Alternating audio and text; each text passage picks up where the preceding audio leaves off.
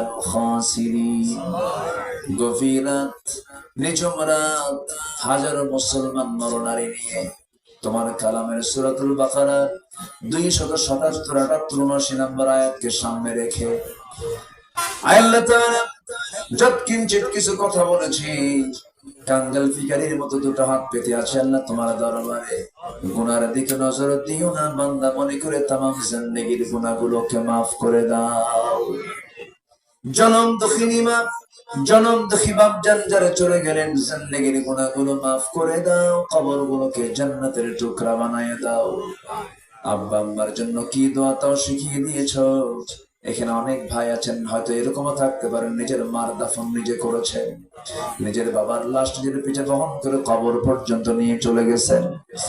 এমন বাপ মা যারা চলে গেছেন, জিন্দেগির গুনাহগুলো মাফ করো, কবরগুলোকে জান্নাতের বাগান বানায় দাও।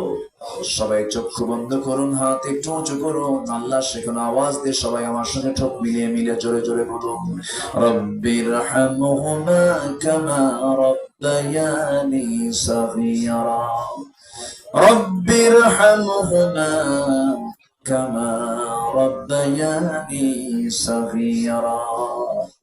বিশেষ করে মাহফিলটার আয়োজন করলেন যারা, শোনার জন্য আসলেন যারা, বিনিময়ে কিয়ামতের কঠিন ময়দান যেদিন কেউ কাউকে চিনবে না, এমনকি মা সন্তানকে পর্যন্ত স্বীকার করে বসবে, যেদিন মানুষ কাঁদতে কাঁদতে চোখের পানি গুলো পড়ে যাবে, চোখ থেকে রক্ত বের হওয়া শুরু হয়ে যাবে, সেই কঠিন মুসিবতের দিনে মাহফিল সবার জন্য নাজাতের মাধ্যম তুমি আল্লাহ বানাইয়া দিও। তোমার বান্দাগুলোকে নিয়ে এমন সময় হাত তুলেছি, তোমার দেওয়ার নাম বাইতুল আকসা আজকে ইহুদিরা অবরুদ্ধ করে রেখেছে। মুসলমানদের কিবলা বাইতুল মুকাদ্দাসকে তুমি আল্লাহ মুসলমানদের হাতে তুলে দাও। 180 কোটি মুসলমানের জন্য ওমরের মতো একজন নেতা তুমি আল্লাহ পাঠাইয়া দাও। এই দুনিয়াতে আসার তো সিরিয়াল ছিল, যাওয়ার তো কোনো সিরিয়াল নাই। ডান হাতে আমলনামা না আসা পর্যন্ত আমাদের মৃত্যু দিবা না। আমার ডানে বামে সামনে পেছনে যত ভাই, আড়ালে যত মা বোন হাত তুলেছেন, যার যা প্রার্থনা তুমি দয়া করে মঞ্জুর আর কবুল করে নাও। আল্লাহ তাআলা মাহফিলকে কবুল করো, যুব সমাজদেরকে তুমি আল্লাহ কবুল করো। এই গ্রামের প্রত্যেকটা ঘরকে তুমি ইসলামের দুর্গ বানাইয়া দাও। মাদেরকে কঠোর পর্দা অবলম্বন করার তৌফিক দিয়া দাও। যুবকদেরকে সাইয়েদনা ইউসুফের মতো তুমি আল্লাহ কবুল আর মঞ্জুর করে নাও। দুনিয়া থেকে কোন দিন বিদায় নেব জানি না, আল্লাহ তোমার কাছে ফরিয়াদ করি, মরতে যখন হবে শহীদ মত কপালে জুটাইয়া দিও। আল্লাহ তাআলা ডান হাতে আমলনামা না আসা পর্যন্ত মরণ দিবা না, হিসাবটাকে কঠিন করো না, হাসিবনি হিসাবান ইয়াসিরা। আল্লাহ তাআলা দুনিয়া থেকে কোন দিন বিদায় নেব আমরা কেউ জানি না রে, তবে যেদিন মরে যাব টান মেরে ঘর থেকে বের করে দেবে, টেনে হেঁচড়ে বের করে দিয়া জীবনের শেষ গোসলটা হয়ে যাবে।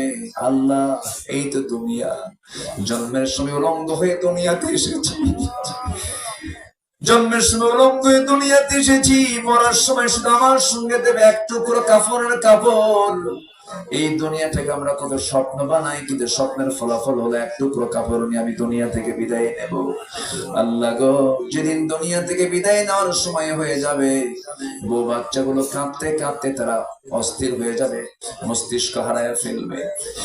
ও আল্লাহ, টেনে হেঁচড়ে কবর পর্যন্ত নিয়ে চলে যাবি, সব আত্মীয় স্বজন কবর রেখে সব চলে আসবে। 24 ঘন্টা যাবে না মাথার চুলগুলো খসে খসে পড়বে, 3 দিন যাবে না চামড়া গুলো গলে গলে পোকার পেটের খাবার হবে, 7 দিন যাবে না পেটের নাড়িগুলি সব চোখ মুখ কান নাক বের হওয়া শুরু হয়ে যাবে, কিম্বুত কিমাকার চেহারা হয়ে যাবে।